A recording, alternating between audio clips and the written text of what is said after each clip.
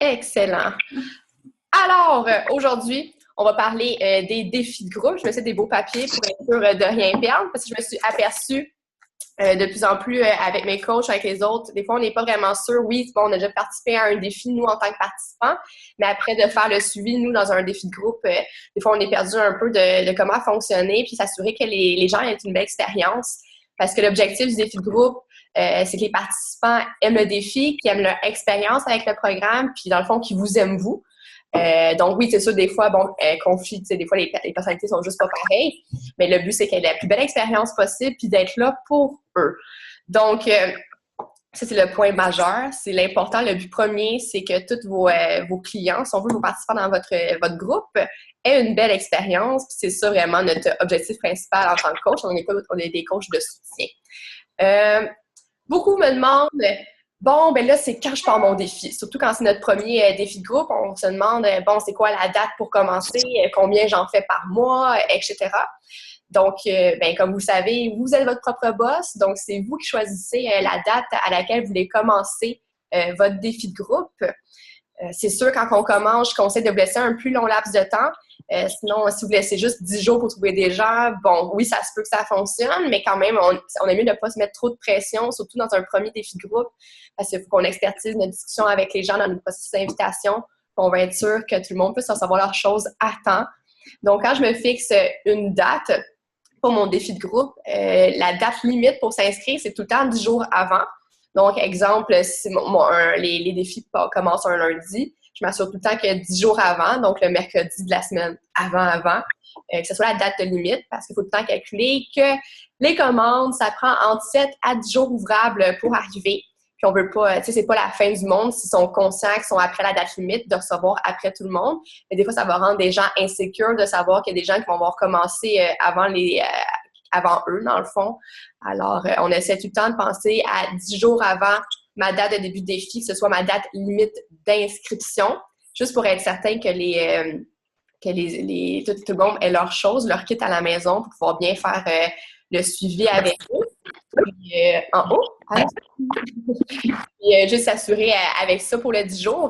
Puis en même temps, ça permet d'avoir une date avec eux. Donc, c'est sûr, si on dit « Ah ouais, je pars un défi un jour », il va y avoir moins un sentiment, je ne vais pas appeler ça une pression, mais en même temps, une date limite, ça va pouvoir faire la démarcation entre les gens qui veulent vraiment et les gens qui sont prêts, alors à de eux que, bon, leur why n'est pas encore assez important ou peut-être les mettre sur la liste d'un prochain défi. Alors, ça, c'est comment choisir sa date. Sinon, dans mon cas, moi, je fais un défi par mois.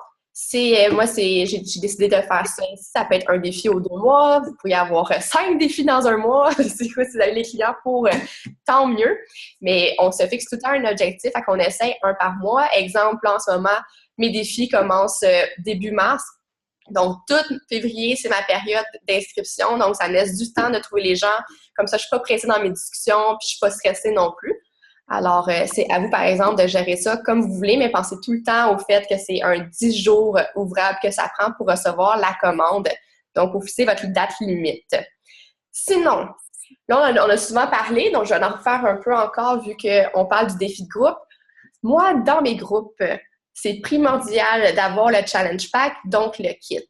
Alors, pour moi, le défi, c'est un complet, c'est un tout, et moi, je crois dans le tout du challenge group pour aller au maximum de leurs résultats.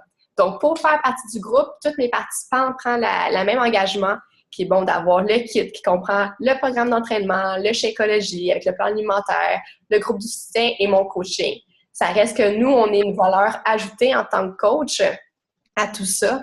Donc, oui, c'est sûr qu'il existe juste les programmes DVD, tant mieux, mais en même temps, c'est sûr, la commission va être un peu moindre aussi quand on parle sur un DVD. Fait est-ce que vous voulez mettre autant de temps aussi sur quelqu'un pendant 10 semaines dans le groupe, accès avec tous les autres gens qu'eux, ils ont décidé de prendre l'engagement complet puis d'aller jusqu'au bout, quitte à avoir après, eux qui ont seulement les DVD.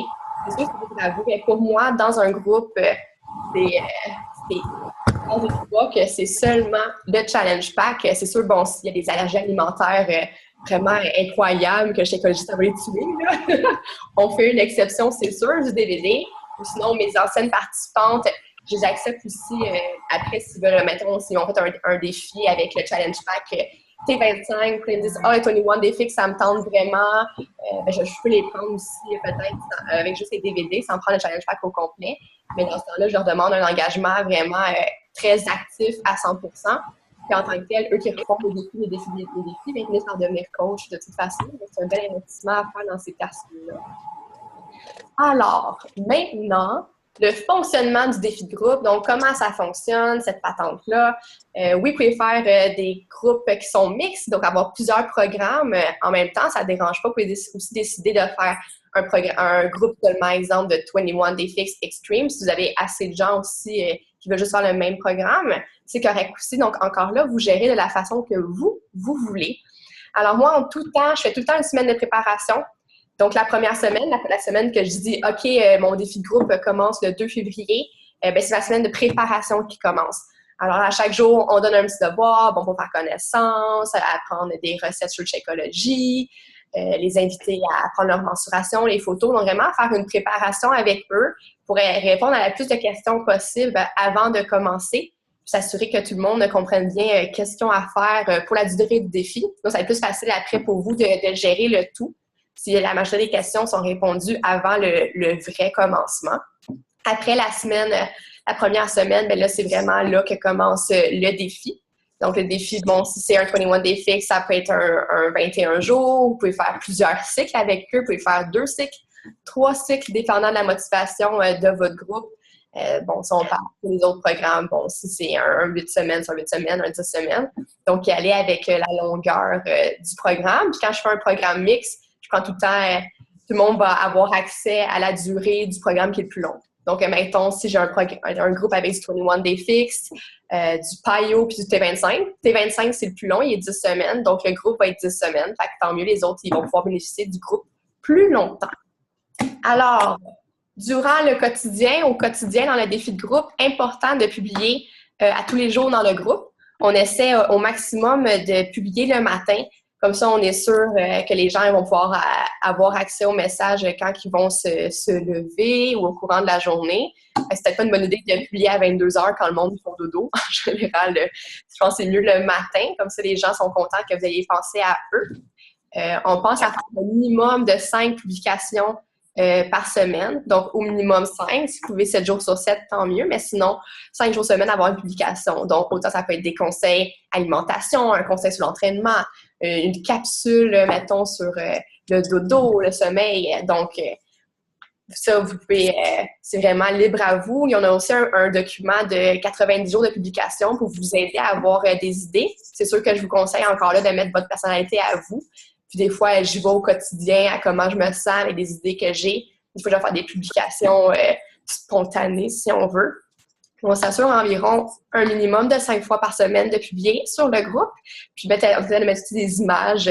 Donc, oui, on écrit un texte, mais ajouter une petite image tout le temps un peu plus attrayant pour les gens. Ça va attirer leur curiosité tout de suite. Sinon, je me suis aperçue, parce que là, en ce moment, je fais un groupe mix avec une de mes coachs, avec Julie. Puis, là, elle me disait, mon Dieu, je suis exténuée du fait que je suis tout le temps sur mon ordi en train de répondre à tout le monde. Dès qu'il y a quelqu'un qui écrit sur le groupe, je m'en vais lui répondre. Moi aussi, je trouve ça vraiment étourdissant. Donc, c'est pour ça que moi, je fais mes petites tournées. Donc, le matin, pendant que je fais mes publications sur mes défis, je prends mes messages, je prends le temps de répondre aux gens, exemple, qui ont répondu quand que moi, je suis partie faire dodo durant la nuit. Sur le midi, je vais prendre un autre 15-20 minutes pour répondre encore aux gens qui ont écrit sur le groupe. Après, je vais prendre un autre temps en soirée pour répondre. Fait que j'ai vraiment comme 3 moments dans ma journée que je prends le temps de répondre. Écoute, si je commence à répondre à toutes les 30 secondes sur qu'est-ce qui se passe là-dedans, c'est sûr qu'on passerait notre journée sur Facebook. Sinon, si moi, je leur dis, si vous avez vraiment une question pressante, urgente, c'est mieux de m'écrire en privé ou encore de me texter. Comme ça, ils vont être sûrs d'avoir la réponse plus rapidement. Puis des fois, c'est peut-être plus personnel. Donc, juste leur montrer que vous êtes là pour eux aussi, pour les aider dans le groupe, mais que vous avez un suivi aussi à l'extérieur avec eux. Puis sinon, si depuis pas longtemps, je leur demande de mettre leurs questions, quand c'est des questions at large, de vraiment les poser sur le groupe, parce que si eux, ils se posent la question, sûrement quelqu'un d'autre aussi se pose la même. Donc, ça vous évite de répondre à toutes les 2 secondes. Bon, ben là, mon scoop, je remplis jusqu'à la ligne ou jusqu'au bord. Tu sais, pour moi, dans mon cas, j'ai tout le temps cette question-là. Fait que comme ça, au moins, tout le monde sait c'est quoi la réponse à cette question-là, puis ça vous évite de répondre 15 fois la même chose à chacun de vos participants individuellement. Ou si vous voyez que tout le monde pose la même question, mais tu sais, faites une publication là-dessus sur votre groupe. Ça va vous éviter plein des choses. C'est quoi, à quoi qu'elle sert la ligne? Dans le scoop, il y a un scoop avec, il y a comme une petite ligne dedans. Fait que dans le fond, quand tu remplis à la ligne, c'est ta demi-portion. Fait qu'on parle d'une demi-portion quand on veut, mettons, en collation, parce que, tu sais, chez Écologie, c'est vraiment un remplacement de repas. Donc, si c'est le scoop complet, là, jusqu'au bord, ça, c'est vraiment un remplacement de repas. Puis si on met jusqu'à la ligne, c'est considéré, il y a une petite ligne transparente dedans, là, c'est considéré comme la collation. Ah! Illumination! Donc, c'est ça. C'est moi, au début, quand j'ai commencé, je mettais jusqu'à dans la ligne dedans. J'avais tellement faim, Seigneur, c'est sûr, je prenais une collation, je faisais un repas. Et en tout cas, quand j'ai su ça, là, tout était bien plus merveilleux après. Donc, je disais, répondre à des moments précis dans le groupe, ça va vous éviter bien du trouble, bien juste du pitonnage sur votre groupe Facebook. Vous avez d'autres choses à faire aussi. Vous êtes pour vos participants, mais ils doivent comprendre que vous avez une vie à l'extérieur. On n'est pas des machines. Ben, il y en a qu'on peut considérer comme des machines, mais reste, vous avez des besoins aussi à vous. Sinon, oui, le fonctionnement, on est en groupe, c'est sûr que c'est beaucoup une communauté. Donc, ça devient vraiment une communauté, une petite famille. On va leur donner des conseils au groupe, à tout le monde. Mais c'est important de faire aussi un suivi individuel parce que des fois, il y a des gens, ils vont être gênés de poser certaines questions ou des fois, ils vont essayer de se cacher. Donc, ils vont moins publier sur le groupe. Donc, asseyez-vous de faire un suivi, pas nécessairement à tous les jours, à toutes les semaines, mais surtout à la première semaine, deuxième semaine, c'est une bonne idée. Rendu à la moitié du défi aussi, puis à la fin du défi, naturellement, de leur écrire en privé, puis après ça, juste d'avoir une petite attention. Tu sais, bon, tu sais, salut, c'est ta première semaine, comment ça a été? T'as-tu aimé ton programme? Donc, juste assurer que tout va bien avec eux. Puis aussi, quand je vais faire des personnes un peu moins sur le groupe, à ce moment-là, je vais leur écrire en privé. Tu sais, ton engagement, il fait partie aussi du fait d'écrire sur le groupe au quotidien. Puis c'est le fait que si tout le monde est actif, que ça rend la chose motivante.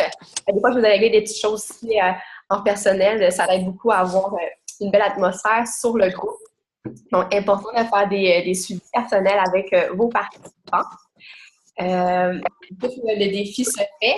C'est important d'être là pour eux. Puis là, après, quand arrive le moment de terminer le groupe, moi, je laisse du temps une semaine. Donc, une semaine, j'ai comme de transition à la fin. Donc, si on fait leurs 10 semaines, ils ont eu leur semaine de préparation, ils ont eu 10 semaines de défi, puis après, ils ont eu une 12e semaine, dans le fond, que ça, c'est vraiment leur semaine de transition. Donc là, à ce moment-là, je vais les féliciter. Je vais leur demander de faire des commentaires sur comment ils ont trouvé ça, leur expérience, de partager avec les autres, puis moi aussi, parce que moi, j'aime ça avoir du feedback. Moi aussi, je veux m'améliorer, personne n'est parfait, puis tant mieux si je peux apprendre de mon groupe. Je leur demande aussi de partager leurs résultats. Donc, autant s'ils veulent écrire le nombre de livres perdus, le nombre de pouces, comment ils se sentent, s'ils veulent mettre leurs photos avant-après, tant mieux, c'est encore plus le fun qui partagent ça. Puis en général, dès qu'il y en a une qui le fait, tout le monde part en même temps, sont toutes contentes de pouvoir partager avec tout le monde leur belle transformation. Donc, c'est une belle façon aussi après, eux qui ont partagé leur avant-après, gênez-vous pas. Allez les voir, écrivez-leur, puis demandez-leur « Ah, mais tu sais, bravo pour ta transformation, super fière pour toi, puis j'aimerais ça te féliciter. Est-ce que tu accepterais que je partage ton expérience, tes résultats avec les autres? » Ça peut faire aussi des belles façons d'avoir des transformations sur votre page.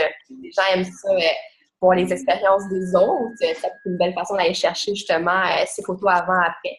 Donc, quand ils publient en général, ils sont aussi à l'aise. Donc, quand même leur demander avant. Non, jamais.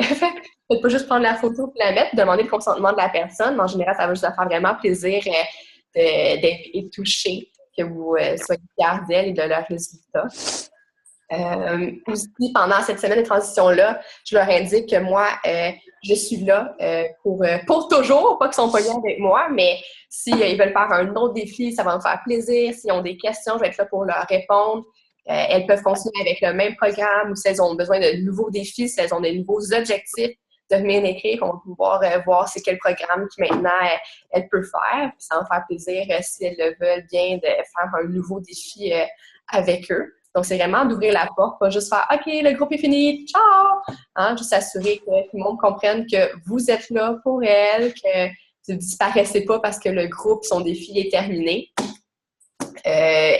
Tout. Et oui, Marie-Pierre, j'allais venir à ça, inquiète-toi pas. Marie-Lou, Marie-Pierre, j'ai lu le mot. Alors, moi, à la fin, je ferme le groupe. Donc, après la semaine de préparation, après m'assurer que tout le monde a compris qu'est-ce qui se passe avec la fin du défi, je ferme le groupe.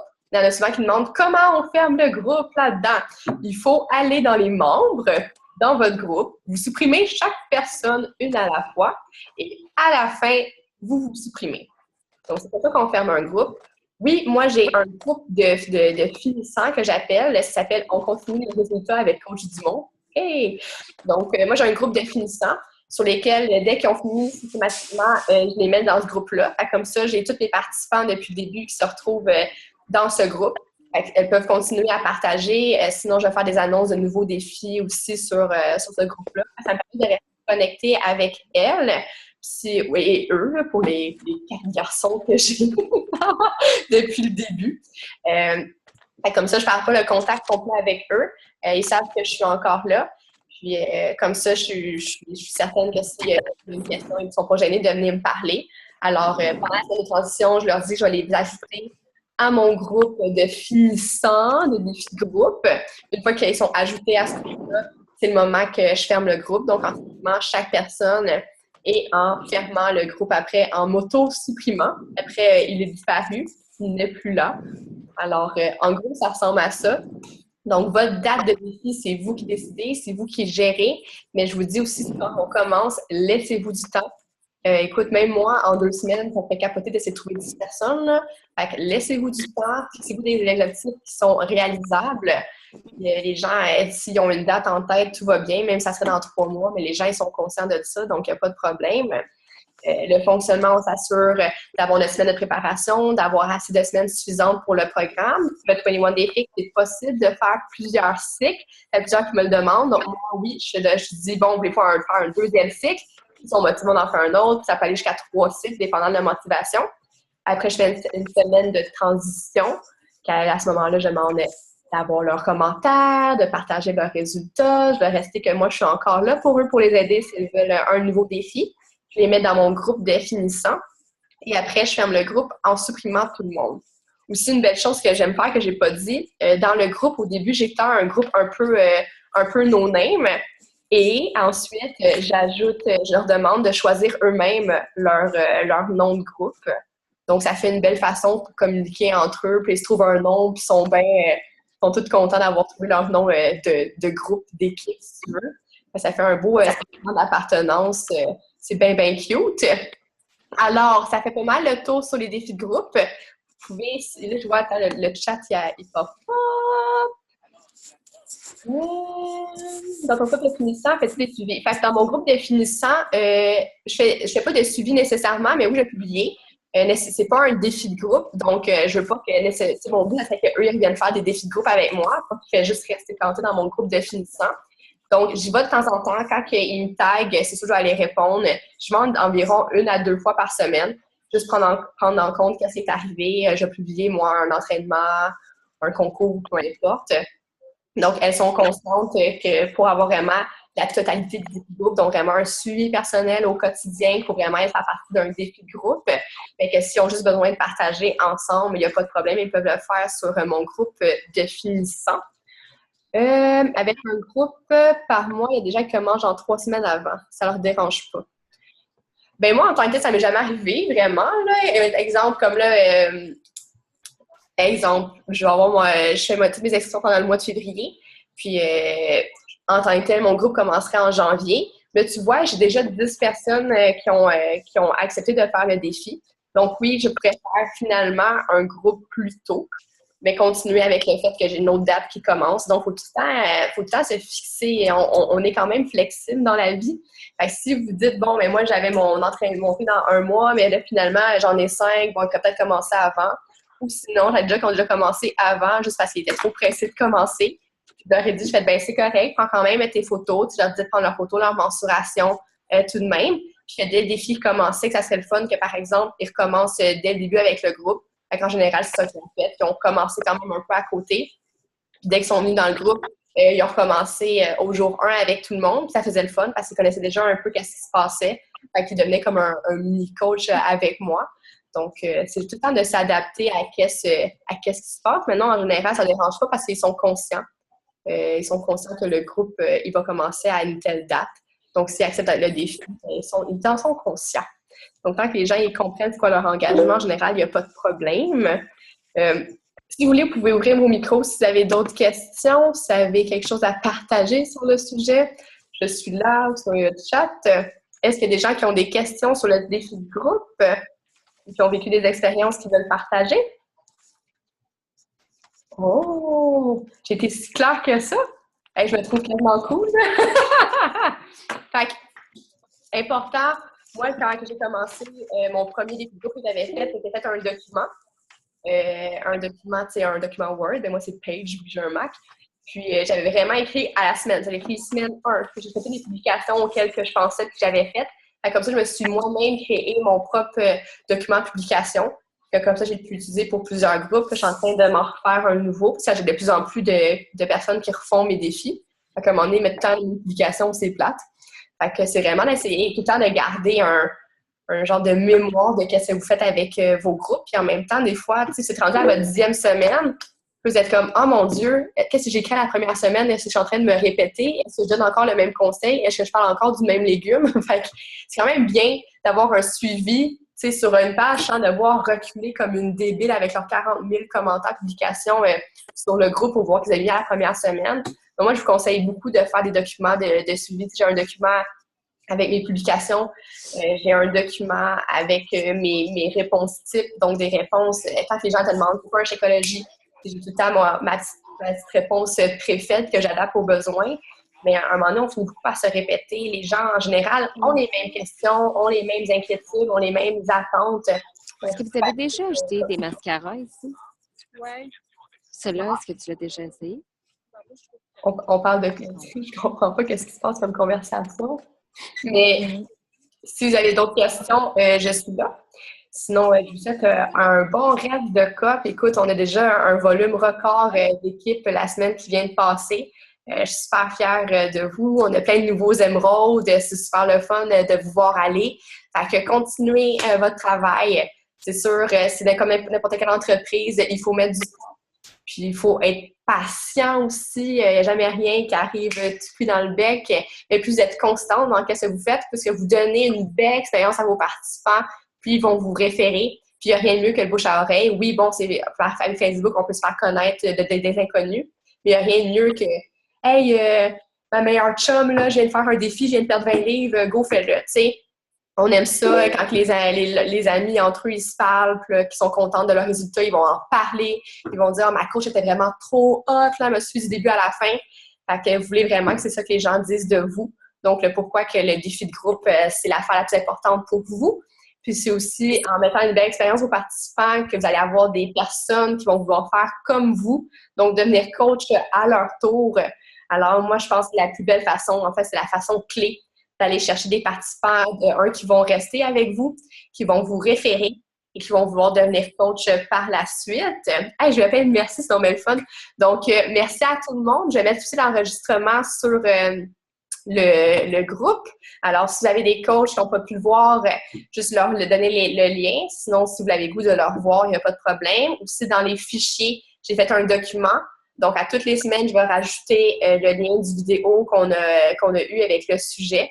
Ça va être plus facile pour vous de vous repérer dans les différentes vidéos au courant des prochaines semaines. Donc, aussi, n'hésitez pas si vous avez des questions. Vous pouvez me donner des idées aussi de Team Call. Ah, j'aimerais ça que tu parles de ça dans un prochain call, un appel de conférence. Donc, tu sais, venez m'écrire ou parlez-en à votre coach. Ça va me faire plaisir de pouvoir faire une vidéo sur les choses que vous avez besoin. Donc, un gros merci à vous. Je vous laisse partir si vous voulez. Je vais arrêter l'enregistrement. Il reste un 7 minutes. Fait que si il y a d'autres personnes qui veulent juste parler, je suis encore les 7 minutes. Alors, merci. Bonne fin de soirée. Puis, il nous reste encore un beau 23 jours à la COP. Hey! Ça en fait tout plein d'autres pour avoir un beau mois tous ensemble. Merci tout le monde!